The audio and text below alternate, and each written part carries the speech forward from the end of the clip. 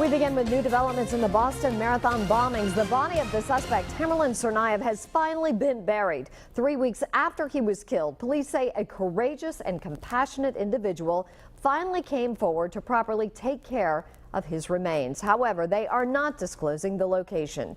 Today also marked the first in a series of hearings on the bombings. Lawmakers in D.C. are investigating the government's response to the attacks and whether steps could have been taken to prevent it.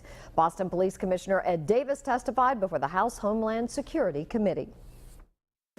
We certainly need to enlist the community better, and I think that's the first line of defense. There's going to be a lot of conversation about cameras and other technical means. There's no technical means that you can point to. There's no computer that's going to spit out a terrorist name.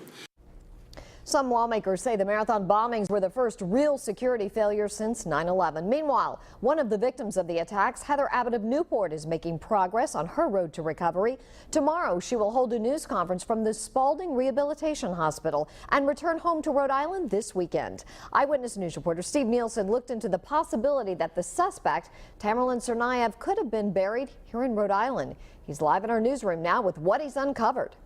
It's absolutely a possibility, but at this point, all we know for sure is that he has been buried inside of the city of Worcester. He's been buried outside of the city, but officials won't even say if he's been buried in Massachusetts or another state.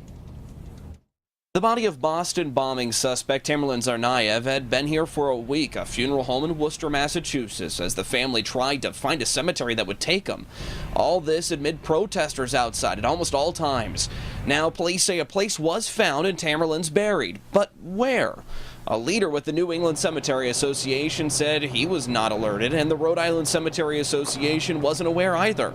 Governor Lincoln Chafee was asked by reporters if the body was buried in Rhode Island. I don't know. It's not, but I certainly have not heard anything contrary. Massachusetts Governor Deval Patrick appeared on WGBH Boston Public Radio to answer the same questions. The body has been removed from the funeral home and has been buried at the direction of the family.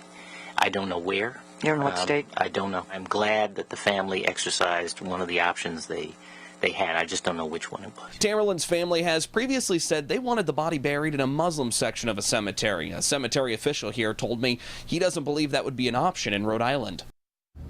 Now, there is a possibility we may never know where Tamerlan was buried. A representative with the Massachusetts Department of Public Safety tells us that information may eventually be included on the death certificate, but that would have to be added by the funeral home.